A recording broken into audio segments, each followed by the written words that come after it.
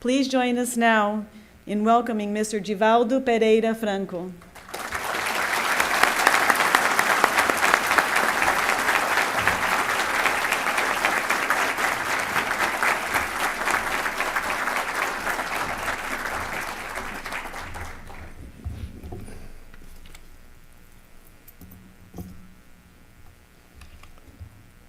Senhoras, senhores, queridas irmãs, queridos irmãos espíritas, nossos votos cordiais de muita paz.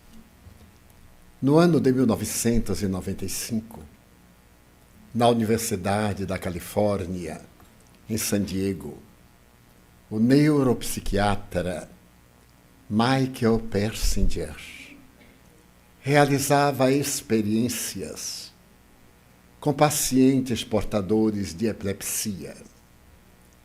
Ele desejava penetrar no arcabouço cerebral para encontrar a psicogênese desse transtorno que infelicita multidões.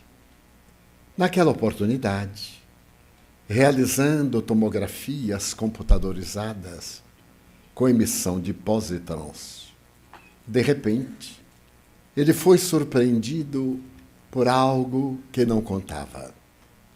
Escaneando o cérebro dos seus pacientes e observando as alterações naturais, ele deu-se conta que em determinada área cerebral apresentava-se uma peculiar luminosidade.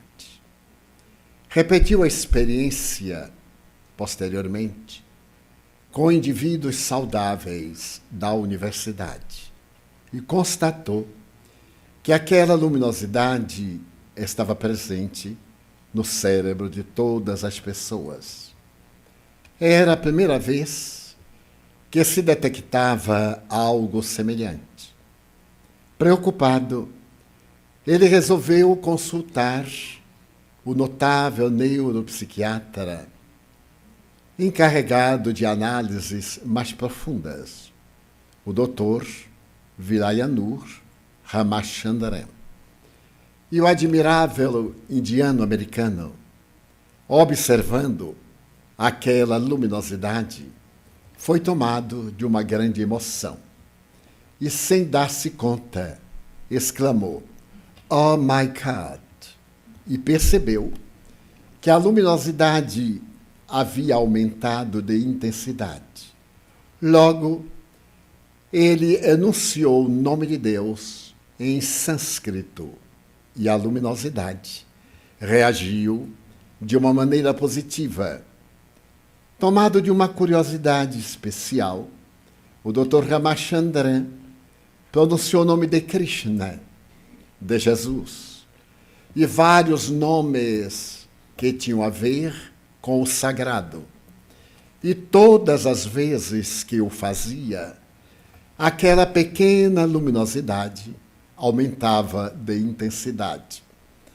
Depois de observações reiteradas, contínuas, o Dr. Ramachandran denominou aquele local como sendo o ponto de Deus. Equivalia a dizer que no cérebro humano há uma área reservada à presença de Deus, pois que, enunciando nomes próprios comuns, substantivos comuns, não havia qualquer reação. Mas se por acaso enunciasse oração, meditação, transe, a reação era imediata.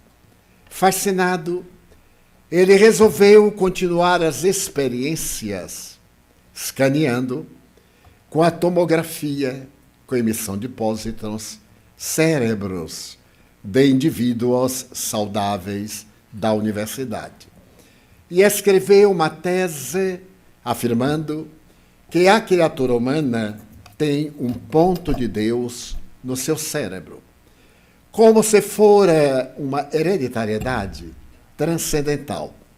Nessa oportunidade, na cidade de Oxford, na Inglaterra, uma física quântica, notabilizara-se pela publicação de uma obra a respeito da ciência da física para leitores populares. E a obra foi muito bem aceita. A doutora Dana Zohar, americana de nascimento, foi muito bem aplaudida. De imediato, os seus editores contrataram-na, fazendo o pagamento prévio, para uma segunda obra com sabor popular. A doutora Zohar, professora de física daquela universidade, aceitou o desafio e começou o trabalho. Nesse ínterim, ela foi vítima de um transtorno de natureza perturbadora. Naquela época, as suas duas filhas resolveram viajar ao Nepal e, em companhia do marido, psicólogo, fizeram a viagem ao teto do mundo. Mas chegando naquela região muito pobre, em que a vida parecia ainda não haver despertado, tudo era monotonia, ela aprofundou o seu transtorno depressivo. Talvez problemas da sua infância aqui nos Estados Unidos estavam ressumando e gerando nela uma certa apatia. Ao retornar a Oxford, começou a perceber que o fluxo mental não ocorria com a mesma facilidade. Para poder encontrar um mecanismo de fuga, conforme narra na sua obra autobiográfica, ela começou a usar o uísque e, ao mesmo tempo, para poder divagar, passava parte da noite escutando música de Berta Bartoli, através do piano. Mas a sua produção intelectual começou a cair. E porque não dormia bem à noite, durante o dia apresentava os sintomas típicos da depressão. A depressão aumentava sensivelmente quando ela resolveu procurar um psicoterapeuta. E o amigo ofereceu-se para realizar o trabalho psicoterapêutico associado a algumas drogas para restituir a produção da serotonina, da noradrenalina e também da dopamina. É nesse período de depressão que ela foi pressionada pelos editores para apresentar a segunda obra, mas não estava em condições mentais nem emocionais. Casualmente, ela leu as experiências que se realizavam em San Diego e, tomada de uma especial emoção, resolveu transferir-se momentaneamente de Oxford para a cidade de São Diego. E, ao lado do Dr. Ramachandran, dedicou-se a pesquisar profundamente o de que se tratava aquela luminosidade. É claro que ela sabia que no começo do século XX, notáveis psicólogos, antes fisiologistas, Binet e Simon, haviam conseguido medir o fluxo da inteligência humana através dos célebres testes de laboratório, que ficaram denominados como quociente intelectual. Aqueles quocientes intelectuais passaram a reger a normalidade da criatura humana em todo o planeta.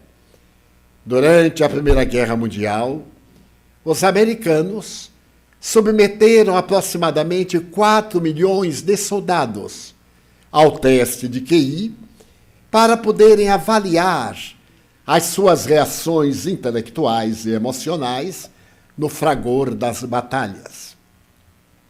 E durante anos sucessivos, essa atividade do QI padronizou as pessoas nos diferentes níveis de inteligência.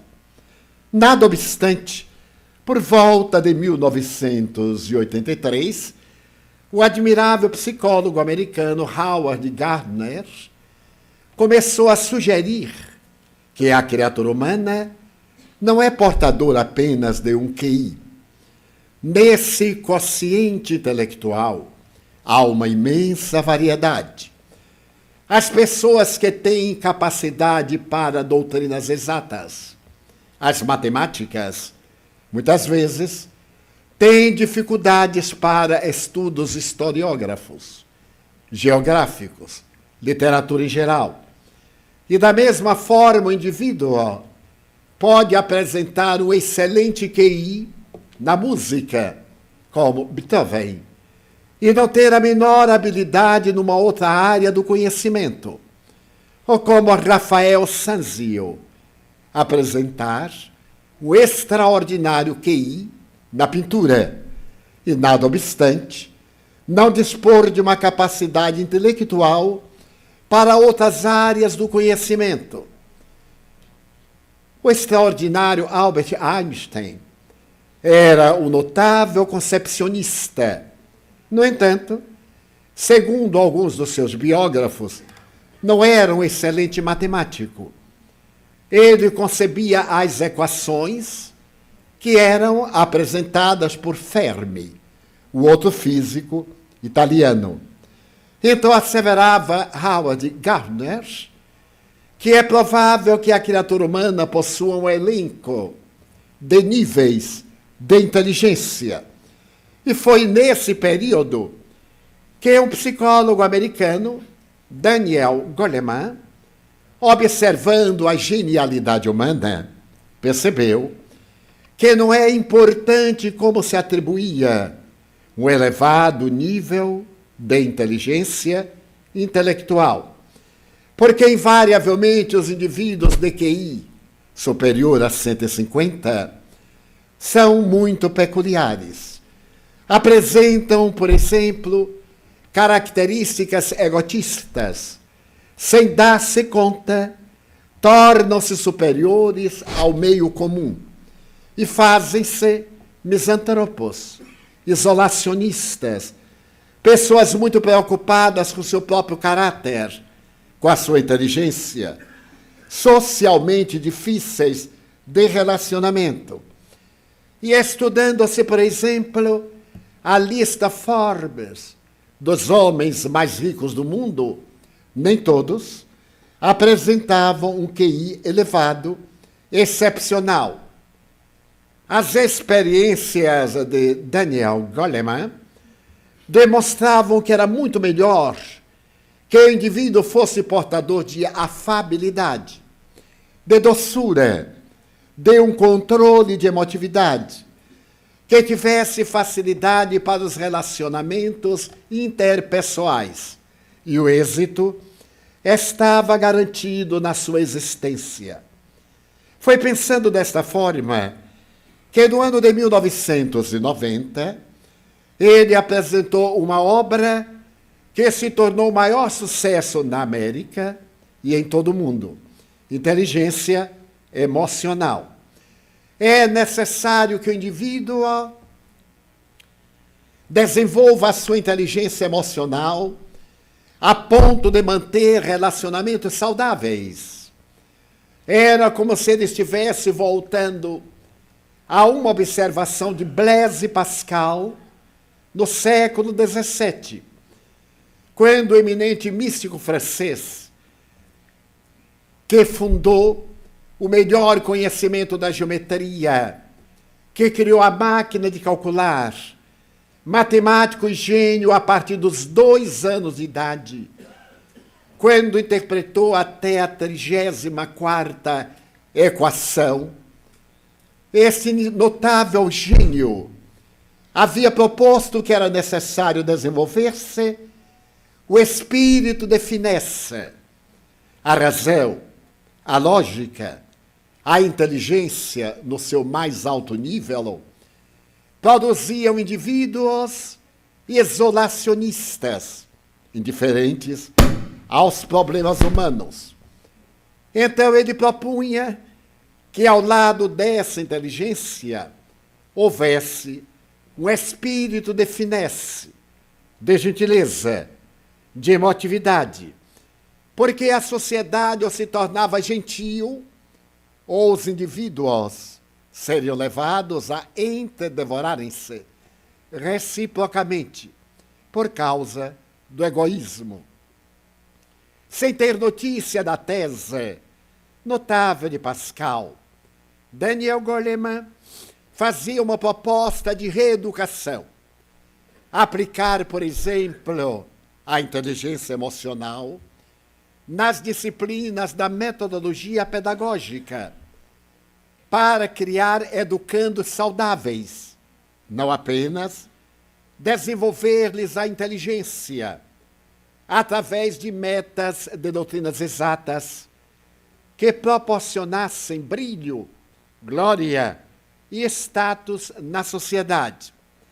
Na década seguinte, 1990-2000, a tese da inteligência emocional sensibilizou a sociedade e apareceram métodos admiráveis para treinarmos a libertação do egoísmo, para aplicarmos a inteligência na área de bem servir, para trabalhar em favor da solidariedade humana.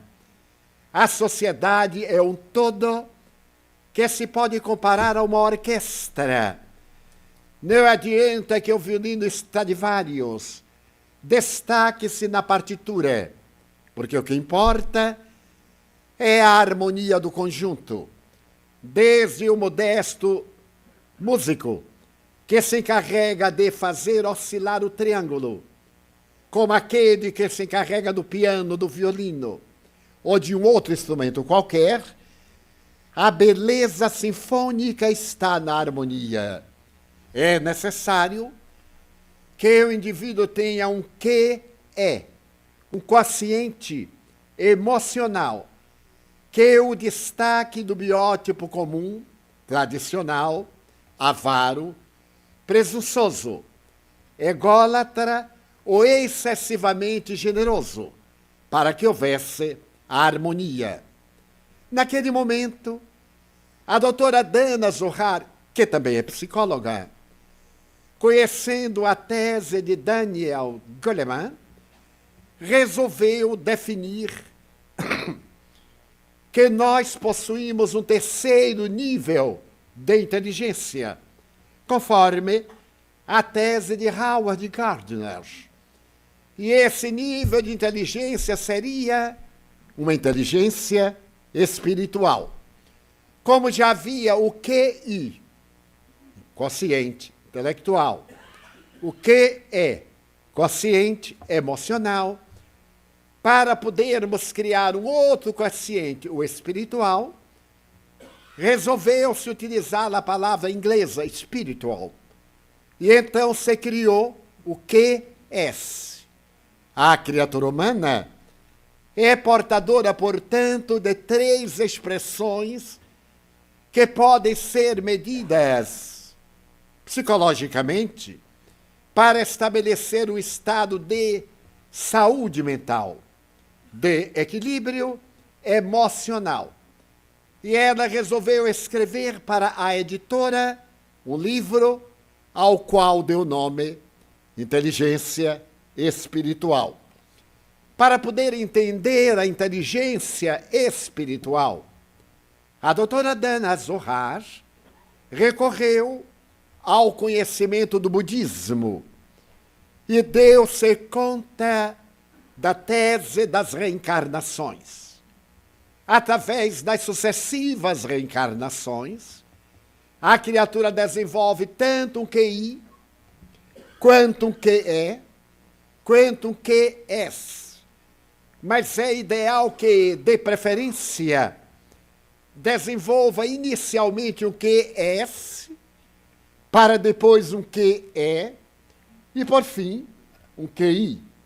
É necessário desenvolver as aptidões da imortalidade da alma, porque o ser humano seria nada mais, nada menos do que uma energia pensante que precede ao berço e que sucede ao túmulo. É nesse período que, no dia 26 de junho do ano 2000, no Salão Leste da Casa Branca, o presidente Bill Clinton, diante das cadeias de televisão e com o telefone diretamente ligado a Londres para o primeiro-ministro, apresenta uma tese revolucionária, a tese da decodificação do genoma humano. Era o primeiro rascunho de um trabalho que se vinha desenvolvendo fazia 20 anos, na área da genética, na área da embriogenia, aos cuidados da embriologia, para poder estudar a nossa cadeia retorcida de DNA. E naquela oportunidade, Sua Excelência, o Presidente da República dos Estados Unidos, estava assessorado por dois indivíduos representativos. De um lado, o Dr. Francis Collins, que representava os laboratórios de pesquisas científicas da nacionalidade. E, do outro lado, o Sr. Craig, que representava os interesses do laboratório Celera. Naquele momento, que é uma data histórica para a humanidade, depois de algumas considerações, o presidente Clinton diz ipsis verbis: agora nós sabemos como Deus criou a vida. Esta frase, que se encontra no discurso de Sua Excelência, havia sido colocada pelo geneticista Dr. Francis Collins. E ele terá a ocasião de dizer mais tarde na sua obra, que intitula A Identidade de Deus. Assevera que colocou essa frase porque, através da decodificação do genoma humano, foi possível a inteligência humana penetrar no mistério da vida. Acreditava-se anteriormente que nós somos portadores de 100 mil genes. No entanto, depois das análises profundas, constatou-se que nós somos o resultado de apenas 35 mil genes. E essa pesquisa pertence a um outro notável geneticista, o Dr. Jim Hammer. O Dr. Jim Hammer, depois de estudos profundos, percebeu que dos 35 mil genes, um deles pode ser chamado gene de Deus. E é que todos nós temos esse gene, como se fôssemos geneticamente criados por Deus. É a nossa herança. E em uma análise mais ampla, estabeleceu que a diferença entre uma criatura e um rato, do ponto de vista genético, é de apenas 300 genes. É por esta razão que alguns governos, talvez sul-americanos, haja tantos políticos com menos de 300 genes. O que se pode explicar do ponto de vista geneticista. Mas é fascinante o Dr. Hammer afirmar que todos nós nascemos acreditando em Deus. Pode parecer uma tese absurda, mas se nós dermos um salto quântico à psicanálise, a extraordinária investigadora psicanalítica, doutora Melanie Klein, assevera que a criança tem ciúme da mãe desde o 5º dia de vida, porque no seu inconsciente profundo, a mãe é a fonte de nutrição, e ela tem ciúme do peito, que pode ser a causa da sua existência. Se, do ponto de vista psicanalítico, a criança pode trazer uma emoção perturbadora, o ciúme, apresentado a partir do 5º dia e prosseguir até o 2º ano de idade, e talvez desenvolver essa mácula da conduta, o ciúme mórbido, durante toda a vida, por que não acreditar-se da mesma forma na presença de um conceito subconsciente da divindade no nosso ser espiritual? O Espírito, Joana de Ângeles, assevera que nós somos gerados por Deus. E sempre que ela colocou a definição gerados, dava-me a impressão de uma hereditariedade. Esse psiquismo de Deus. E acentua que nós somos lucigênitos, da luz gerados. Equivale dizer que em nosso processo de evolução chegaremos ao estado luminoso de Carl Gustav Jung. É dizer que voltaremos à luz, à plenitude, ao estado de individuação, que Jesus denominava com grande propriedade o reino dos céus, que está dentro de nós, e que deve ser conquistado numa viagem interior, porque viajar para fora é muito fácil, mas ter a coragem de uma autoanálise para buscar a autoconsciência é o grande desafio da psicologia contemporânea. Então, a doutora Dana Zohar, ao apresentar a sua inteligência espiritual, confirma a realidade de um ser imortal. O doutor Francis Collins apresenta cientificamente a realidade de Deus, porquanto materialista, desde a juventude. Quando se adentrou na universidade, ele vivia intrigado com a questão religiosa. E à medida em que os anos se passaram, ele procurou soluções através das várias denominações religiosas existentes neste país. E a cada pastor ou sacerdote, ou a cada representante clerical de qualquer doutrina, ele apresentava os postulados da genética. A genética explica a origem da vida, acreditava. E todos eram unânimes em não dispor de um argumento sólido para poder contestar-lhe, de maneira lógica, as interrogações. Então, na sucessão dos tempos, ele adotou o comportamento ateísta. Mas, na maturidade, e nesse período da grande análise para poder interpretar o código genético, ele resolveu consultar alguns pastores amigos. E um deles, muito honesto, disse-lhe: eu não tenho argumentos para o cientista. No entanto, eu sugiro que leia uma obra publicada em Oxford, por volta do século XIX. É uma obra que fala a respeito da criação. E ele foi buscar a obra, interessado em iluminar-se. E encontrou nessa obra de palavras singelas uma explicação fascinante. O acaso não pode gerar a lógica. O nada não dispõe de condições para produzir alguma coisa. Então, dizia o sacerdote, eu concebo que o universo é uma lei de amor.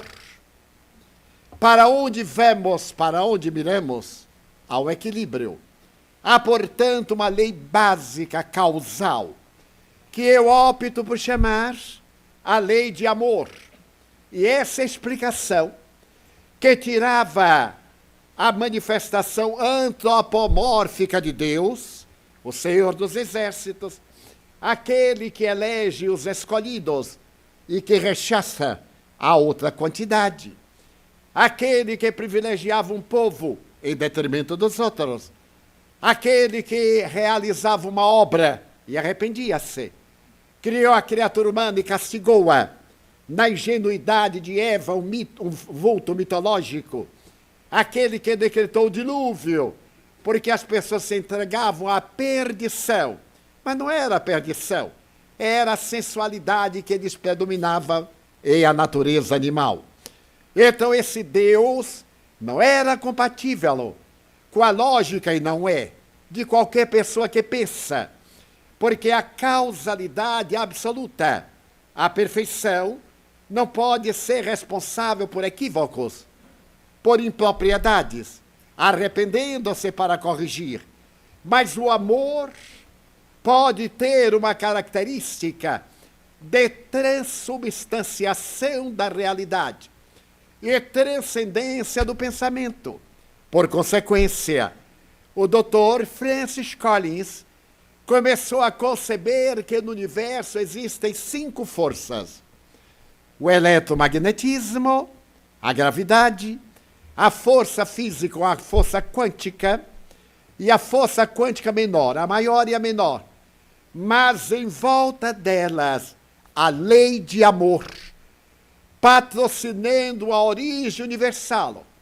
E ao decodificar o genoma, vai encontrar nada mais, nada menos do que uma causalidade absoluta que se manifesta numa fatalidade que oportunamente experimenta mutações, dando lugar às degenerescências. É lamentável que ele não haja aprofundado a questão das mutações, porque se fosse estudar as mutações, iria dar-se conta que a mente do reencarnante é a encarregada através do perispírito para, no código genético, fazer a mutação que dá resultado aos fenômenos teratológicos, às anomalias, às deformidades, aos transtornos psicóticos profundos, aos transtornos neuróticos superficiais. Mas já é importante ele haver chegado a um conceito de Deus. O que a mim mais me fascina é que essas experiências do século XX vêm afirmar a grandeza da ciência espírita. Allan Kardec escreveu, o codificador do Espiritismo, que o Espiritismo marcha ao lado da ciência, mas não se detém onde ela para, vai mais além, porque a ciência estuda os efeitos e o Espiritismo remonta às causas. E disse mais: no dia em que a ciência provar que estamos equivocados em um ponto, abandonamos este ponto e seguimos a ciência, porque o Espiritismo não é uma ciência estanque, é uma ciência evolutiva. E é fascinante observarmos que é apresentada, como acabamos de ver no vídeo, a 18 de abril de 1857, quando as ciências ainda engatinhavam nos laboratórios de observação da Salpêtrière, da Sorbona, de Viena, de Londres, de Berlim, as ciências que surgiram apresentando a pesquisa da energia culminam em demonstrar que a energia, como assevera o Espiritismo, é a realidade única que existe no universo. A matéria é a energia condensada, segundo Einstein, ou a matéria resfriada. E a matéria é a energia. A matéria é energia condensada e a energia é a matéria dissociada. Fascina observar-se que se partiu com as experiências de William Crookes, observando a radiação da matéria. Logo depois, as experiências do raio-x, Logo depois, as pesquisas de Rutherford e, posteriormente, as pesquisas da física quântica, reduzindo tudo a quarks e, nessa dimensão infinitesimal, reduzindo-se a energia. E há menos de um ano, a civilização científica foi profundamente sacudida quando se pôde provar que existe uma assinatura de Deus no universo. Quando se pôde comprovar nas experiências de Higgs, o bóson, a mínima manifestação da matéria, ao serem chocadas as energias primárias, restou apenas uma luminosidade, que seria a assinatura de Deus. Então, a ciência, nas suas várias expressões, na física quântica, na genética, na embriogenia, falam da realidade de Deus, ou desse o nome que melhor se aprover. E, ao mesmo tempo, as pesquisas de laboratório veio constatar essa energia exatamente na parte superior do cérebro.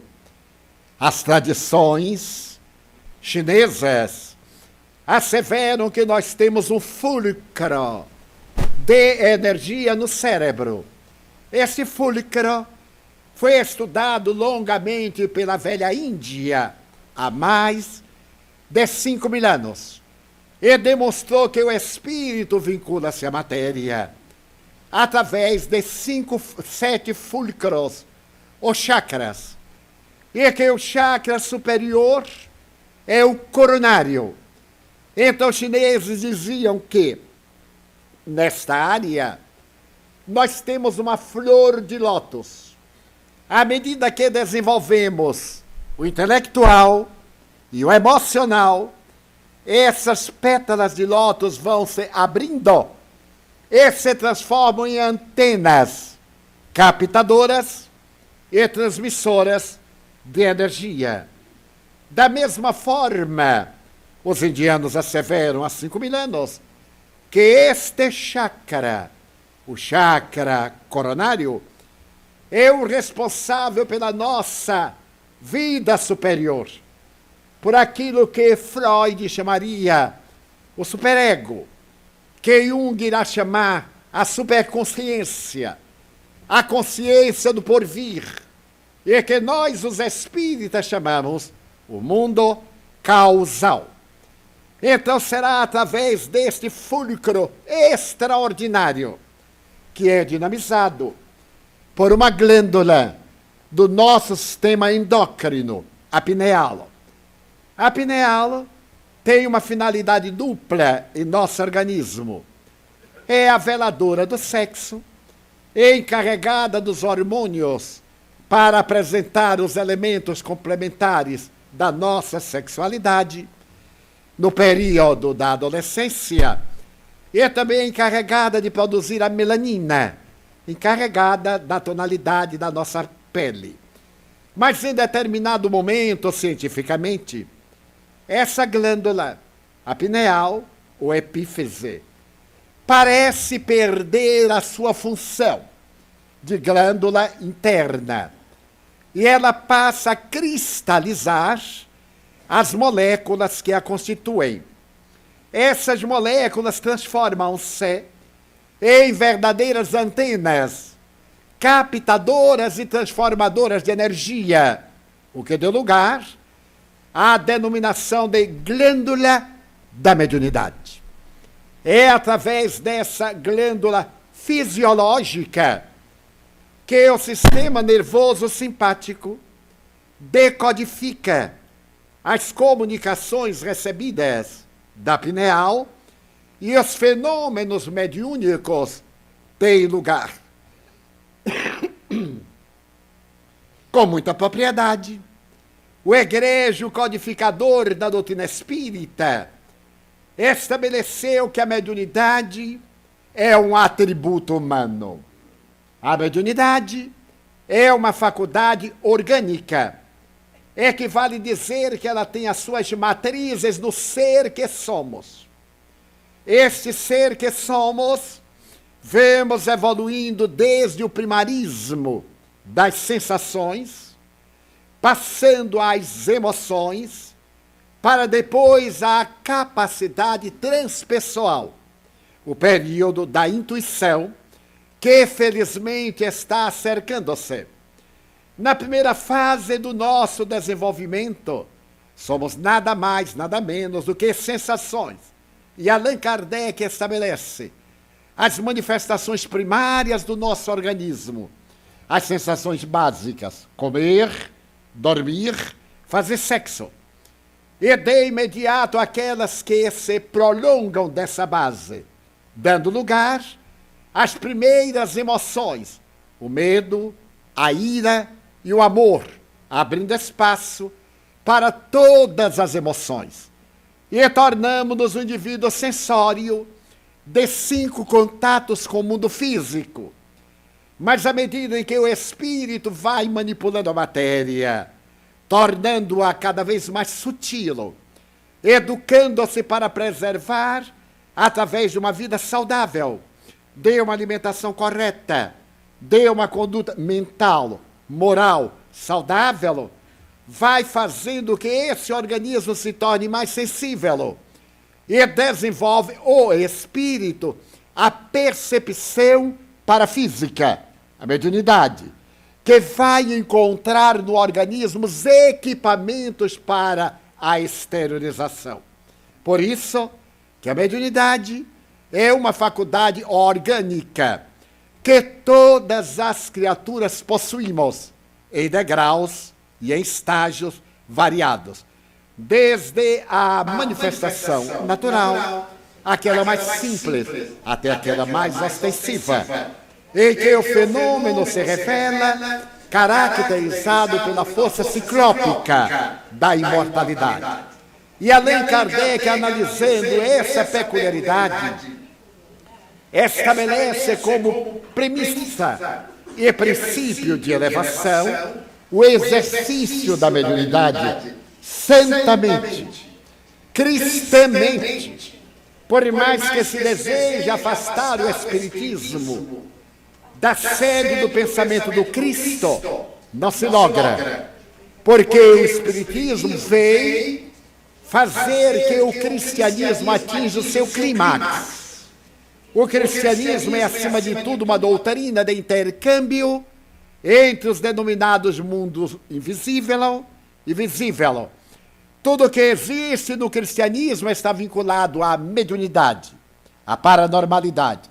Desde o anúncio da encarnação de Jesus até o posterior desencarnação dele, quando volta e permanece entre nós um largo período, até o momento em que retorna aos páramos celestiais, legando-nos uma doutrina toda feita de amor. Como dizia João, Deus é amor. No entanto, porque nós estávamos ainda numa fase primária, a presença do cristianismo toca-nos o coração, na singeleza da nossa aceitação durante 300 anos, que são os anos do martirológio, até Diocleciano, em que 1 milhão de pessoas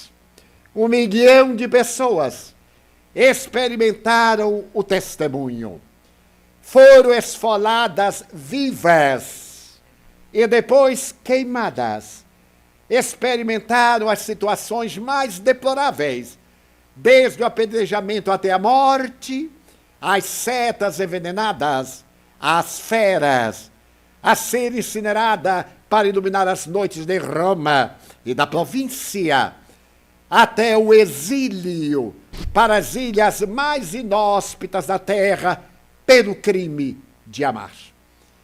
Logo depois que Constantino, na noite de 13, ou melhor, no dia 13 de junho de 313, assinou o Edito de Milão, em que o cristianismo seria tolerado, pode-se assinalar que nesse dia a doutrina de Jesus começou a ser ultrajada.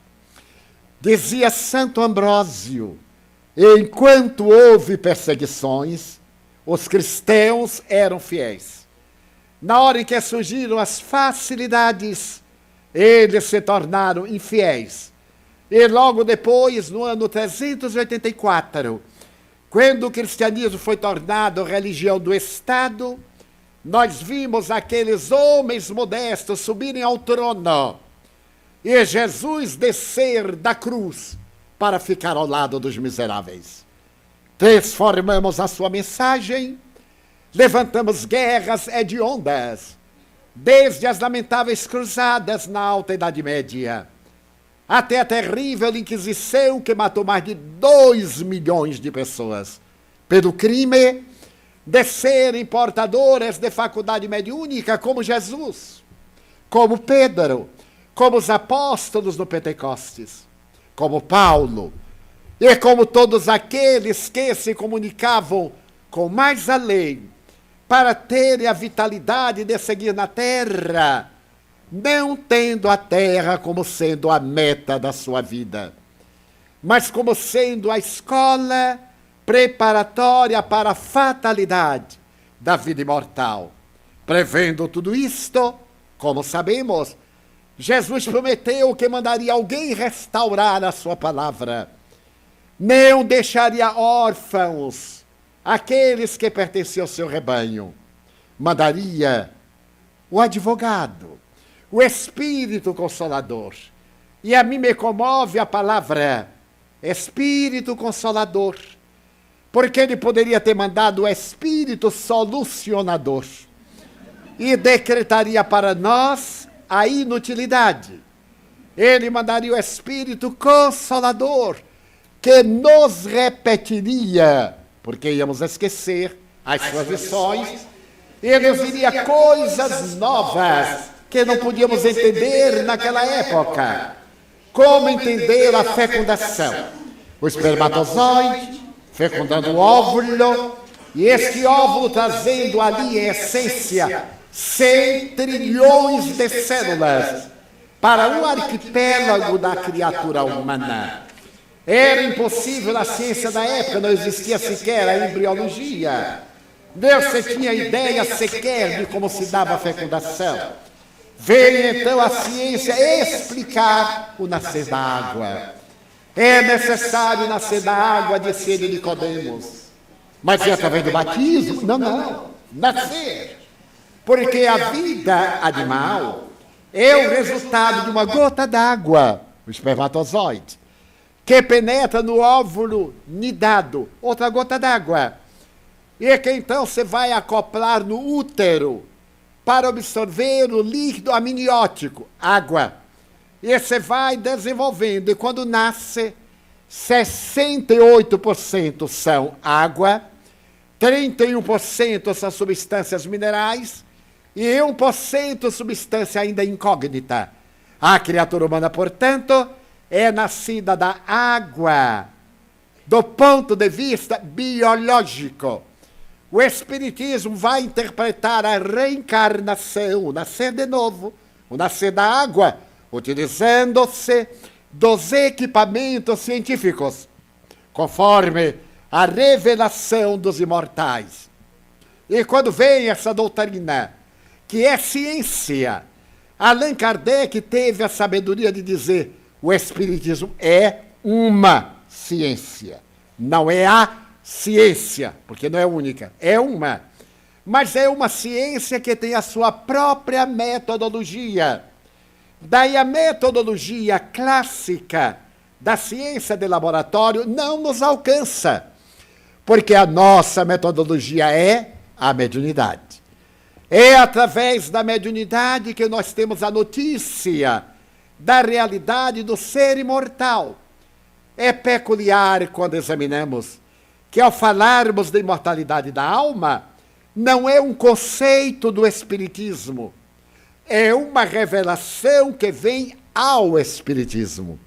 Porque o Espiritismo é a ciência mais notável, Toda ciência parte de um pressuposto, de uma teoria, para o fato. O Espiritismo parte do fato, procurando explicação, para a teoria. Primeiro manifestam-se os espíritos. A mesa agita-se.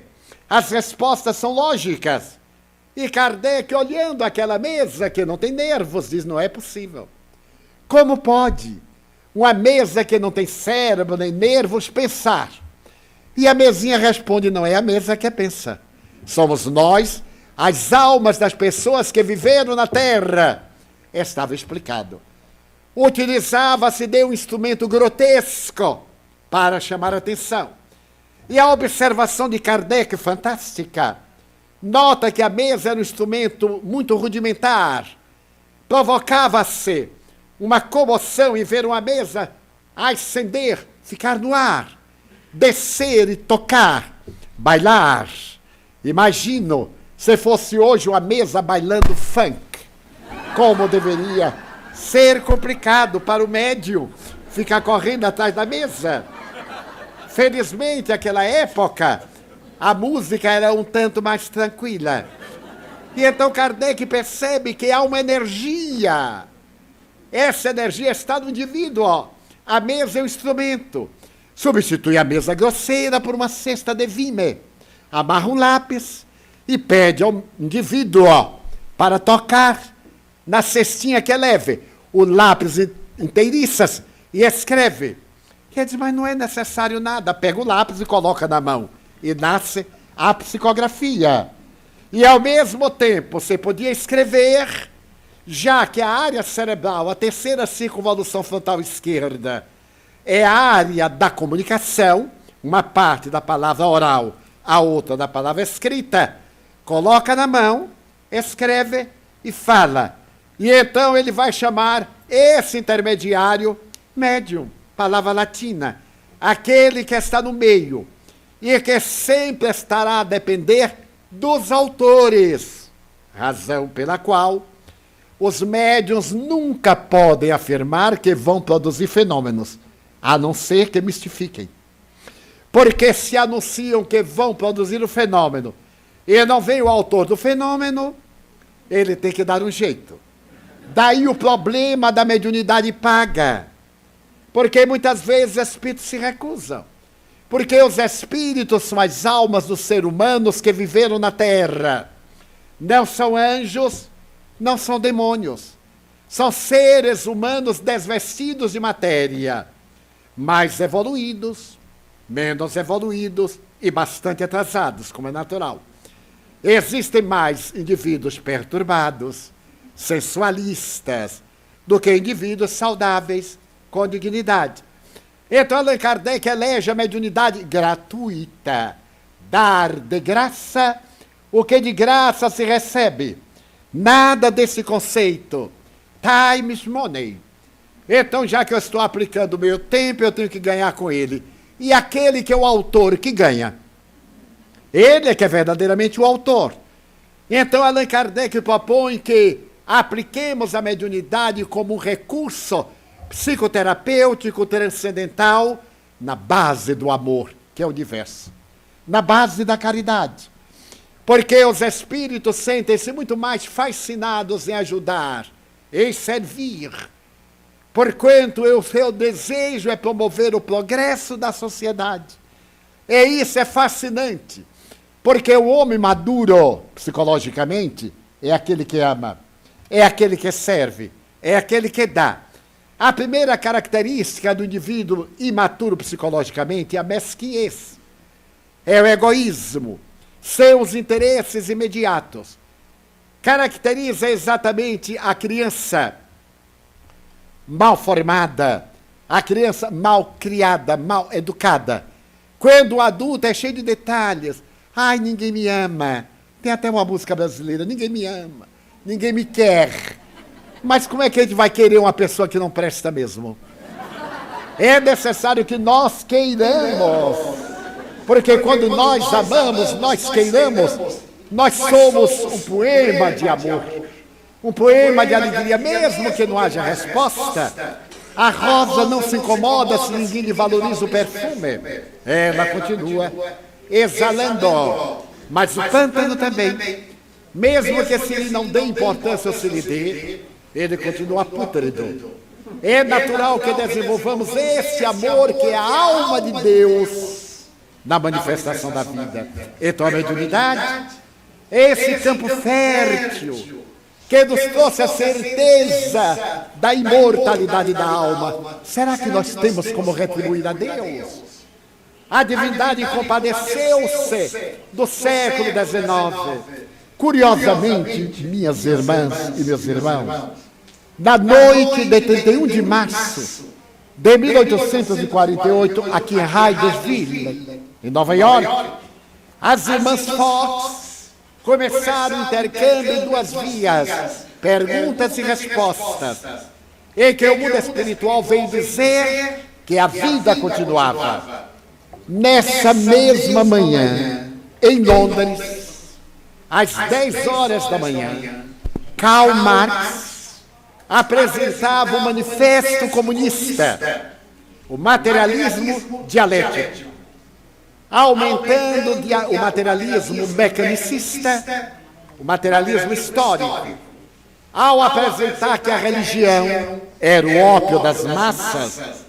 Ele debochava da religião e da crença, aliás, com razão, porque a religião dominante dizia aos operários, aos camponeses, ao povo: submetam-se aos seus chefes, sejam humildes, obedientes, porque quando morrerem vão para o céu e eles para o inferno. E as pessoas acreditavam, mas quando os ricos morriam, a missa de corpo presente absolvia-os de todos os pecados. A missa do terceiro, do sétimo dia, do primeiro mês, do primeiro ano. E os riquinhos iam também para o céu. E os infelizes ficavam mesmo no inferno. Era um ópio. É dura a palavra, mas é verdadeira. O Espiritismo diz que cada qual é responsável pelos seus atos.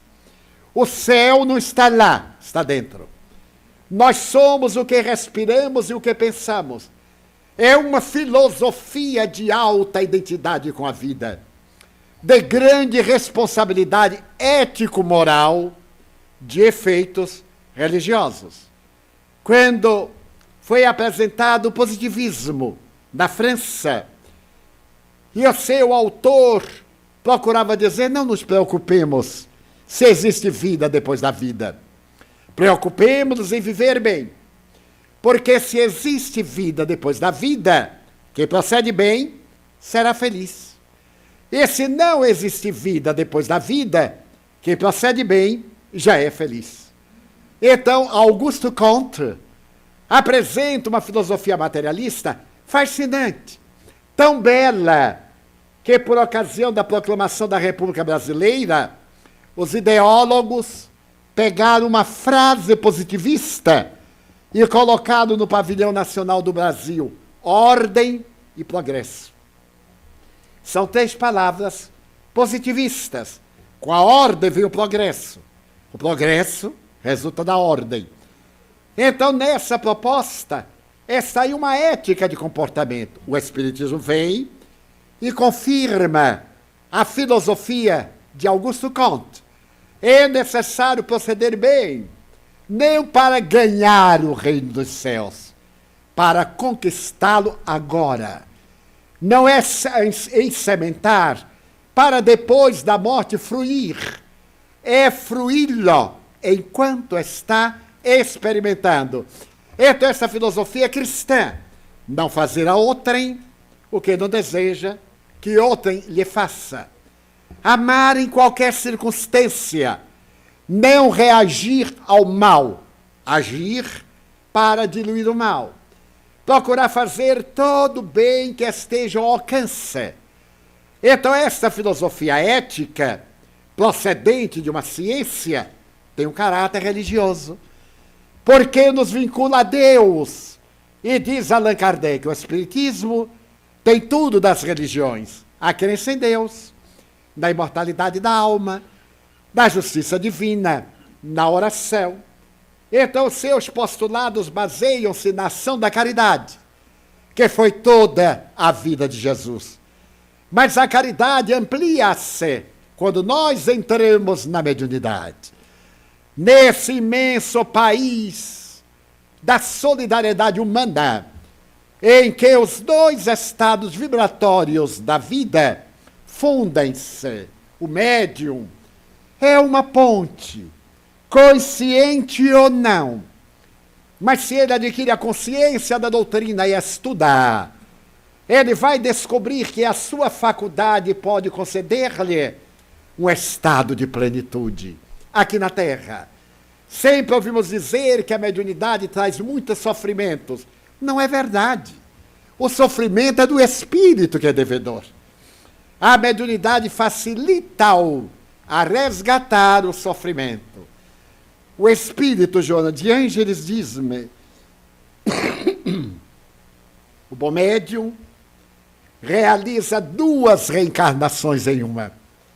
Porque enquanto o cidadão que trabalha vai para o repouso, dedica-se aos seus deveres, na hora do repouso o médium dedica-se à ação da caridade. Então ele está fazendo outra reencarnação.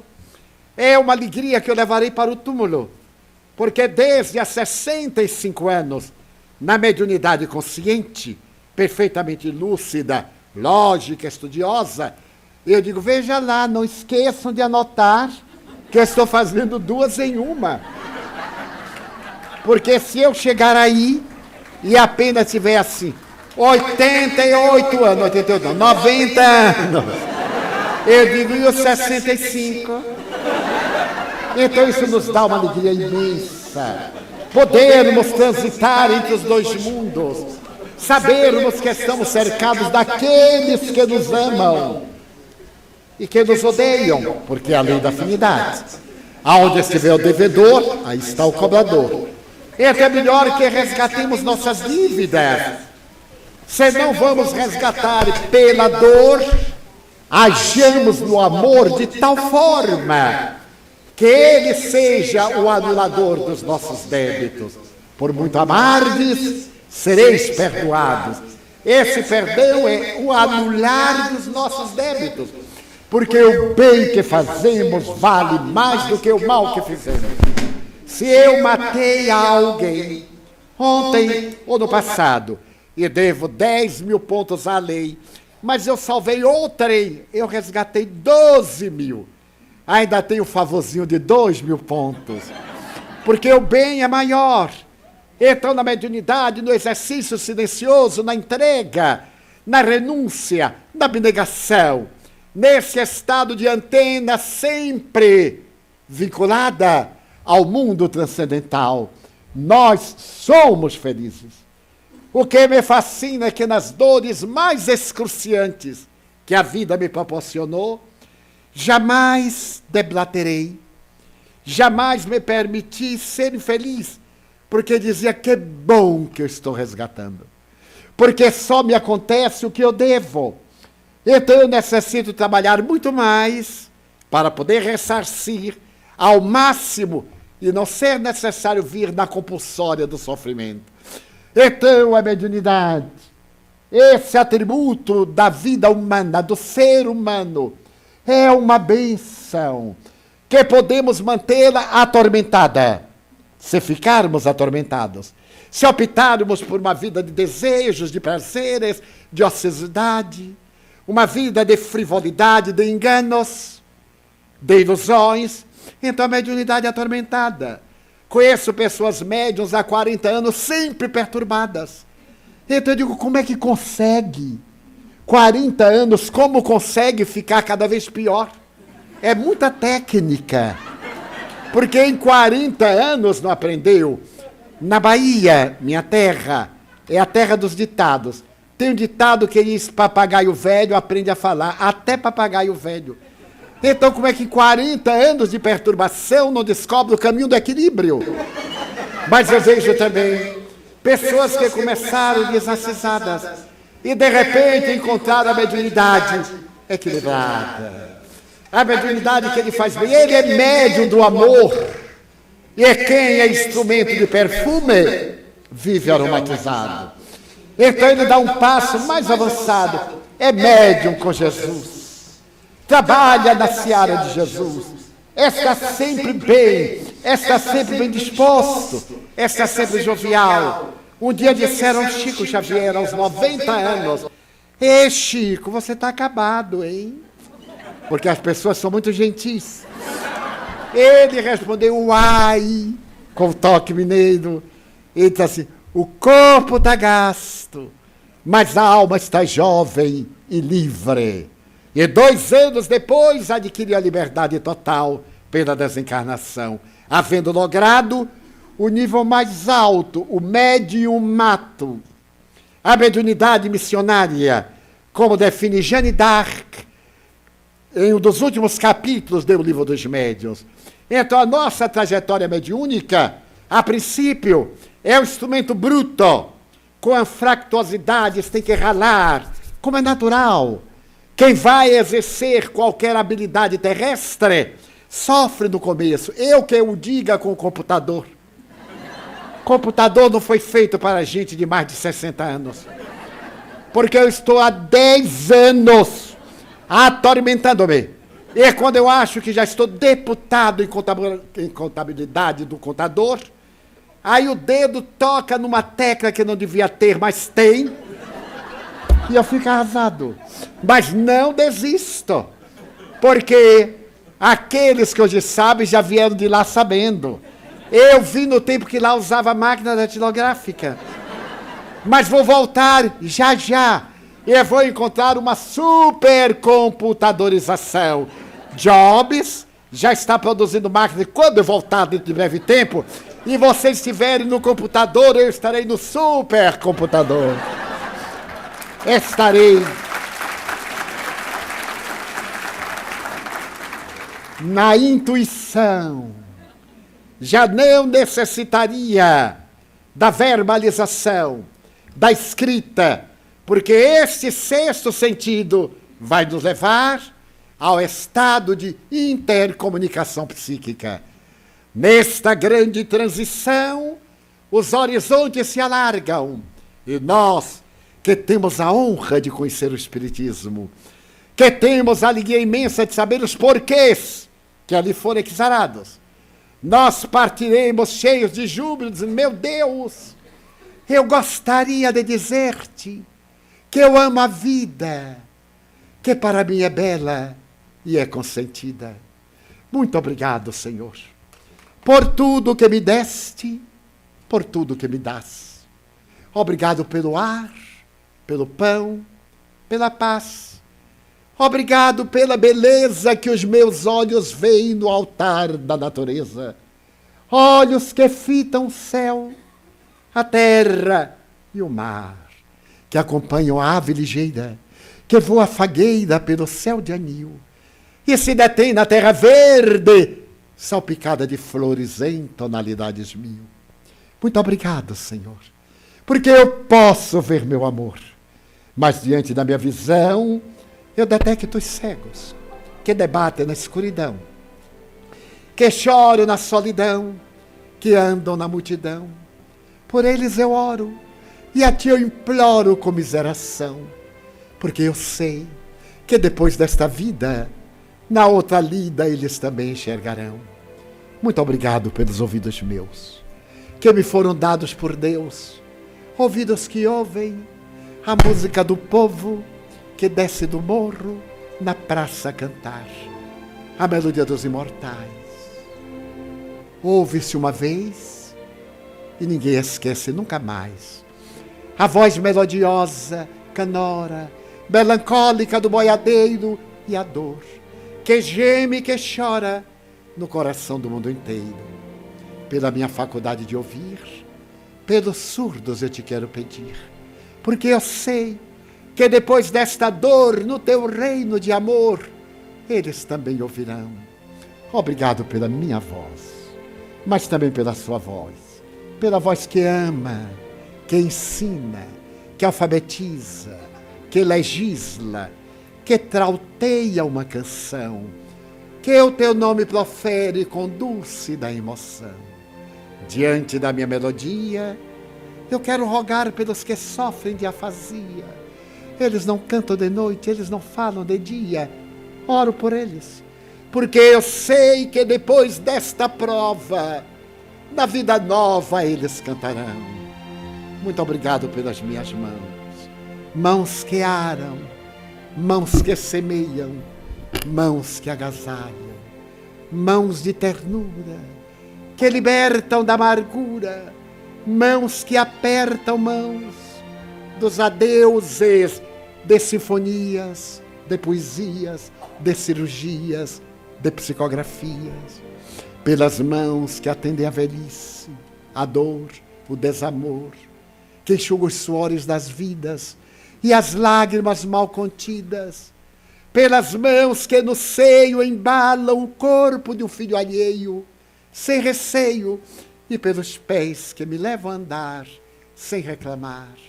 Muito obrigado, Senhor, porque eu posso caminhar diante do meu corpo perfeito. Eu quero rogar pelos aleijados, paralisados, marcados, que se não podem movimentar, eu oro por eles, porque eu sei que depois desta reencarnação, eles também bailarão. Muito obrigado, por fim, pelo meu lar. É tão maravilhoso ter um lar. Não importante se esse lar é uma mansão, duplex, um apartamento na miséria, um ninho, uma casa no caminho, seja o que for, mas que dentro dele exista a figura do amor de mãe, ou de pai, de mulher, ou de marido, de filho ou de irmão, a presença de um amigo, alguém que me dê a mão, a companhia de um cão. Mas se eu a ninguém tiver para me amar, nem o teto para me agasalhar, nem uma cama para repousar, nem aí reclamarei. Pelo contrário, eu direi: obrigado, Senhor, porque eu nasci. Obrigado, Senhor, porque eu creio em Ti. Pelo Teu amor. Obrigado, Senhor, pela sua atenção. Muito obrigado, senhores.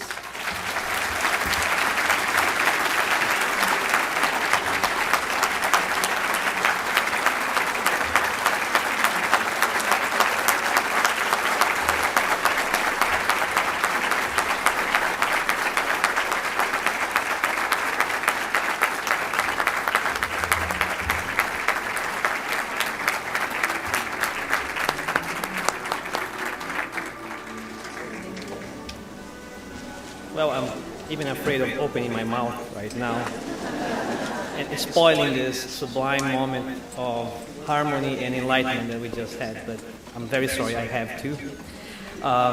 Thank you so very much, Mr. Franco. That was amazing. Thank you. We'll now have a short 15-minute break, so we need to be back at 11:55 sharp. We have to make up for a little bit of lost ground.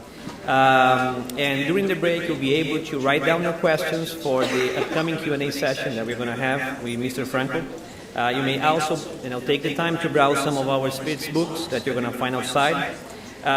Just remember, we have coffee on the right and on the left, so you can use either side.